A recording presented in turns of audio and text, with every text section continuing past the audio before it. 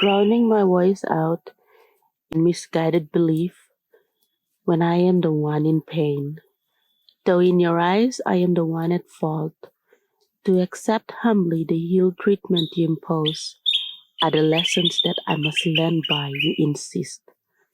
You might as well tell me to stop living, to stop breathing, that I am not worthy of this life, a life to be well lived, that thinking out loud, saying things that matters most, and leading by examples are deemed as haughty and aggressive.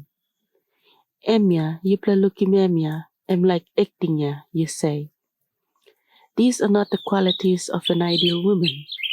Such beliefs that are ingrained into the society, which implies that a lady should be caring, kind, meek, and humble of heart, while a man must be aggressive, strong, decisive, and proud. But when I shun these qualities in favor of daring and boldness, you are threatened, so you shoot me down. That a woman should never outshine you, that a woman should never outsmart you. So you ridicule and laugh at my achievements just to make yourself feel better, which I cannot fathom enough. For in this day and age, I as a woman cannot live humbly.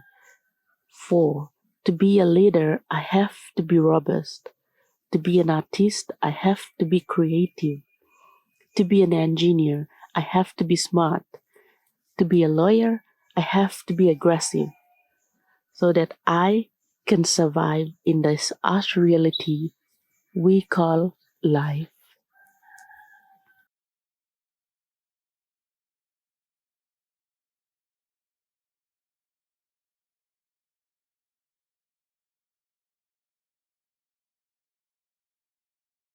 PNG women are frequently told to be humble when we are required to be silent.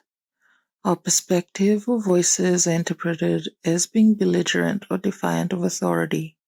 By authority, I mean those of higher social standing and thus have power over girls and women. These can be our parents, elders, brothers, teachers, husbands, partners, male family friends, people with more money and connections, etc. While the request can be unpacked, we should bear in mind the times when women and girls in our community are commanded to be quiet, to be humble. Usually it is when, however subtly, we try to state ideas that are not accepted by the general community. Our gender roles in our families are very distinct. Our responsibilities are physically, emotionally, and intellectually taxing compared to everyone else's. We are expected to carry them without a single protest or complaint. When we do say something to authority, it's usually dismissed or genderized. When they use terms such as tok tok blol meri or mouse sap meri or strong playet or emsa mouse waratumas. It's a silencing technique. They term our views or perspectives as their problem, a non-issue instead of a community concern, almost as though we are saying too much that does not need to be said or heard. Then you consider the people that tell you to be humble. They are always those of higher social standing than you. They don't tell you that your ideas are abrasive. They remind you that you are stepping out of line, remind you that you are only of value as long as you are of service to authority. It is God's will that you remain humble, they say. People don't realize that they've been socialized to demand silence from women. They have a knee-jerk reaction to girl sharing. They directly contradict, gaslight, question the credibility of our sources, question our credibility as women to fully comprehend the issues we face in the community. They go so far as to state how we should feel when they will never have to face what we have to.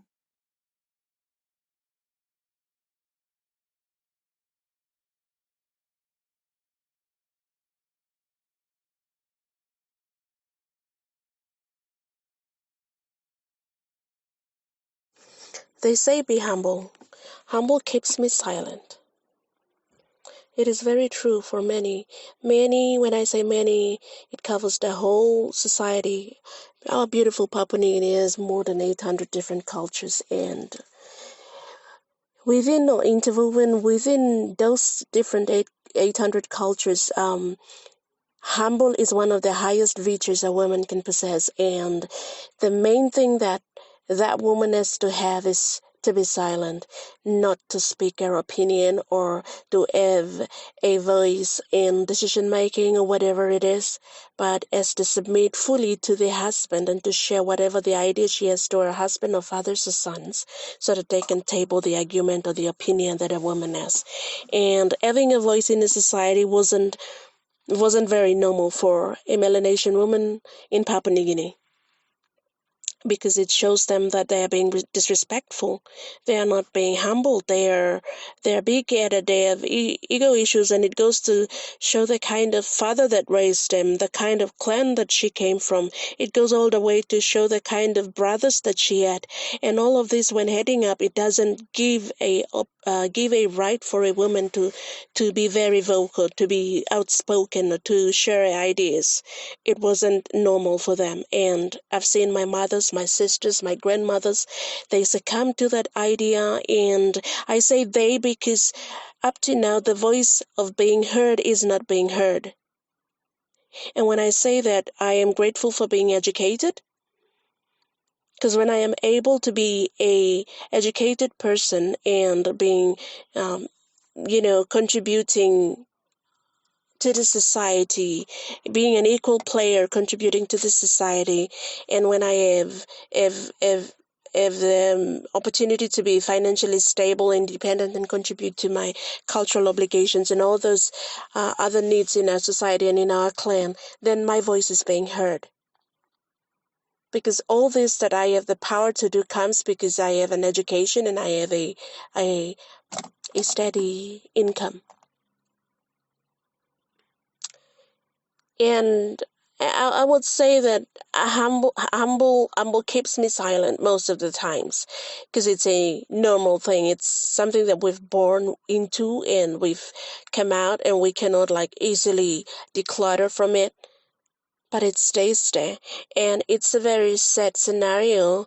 But this ideology needs to change someplace, and if it can change, who can change it if we don't? So it's up to us individuals to take this on us and be vocal about women having their own voice in their own skin on their own land.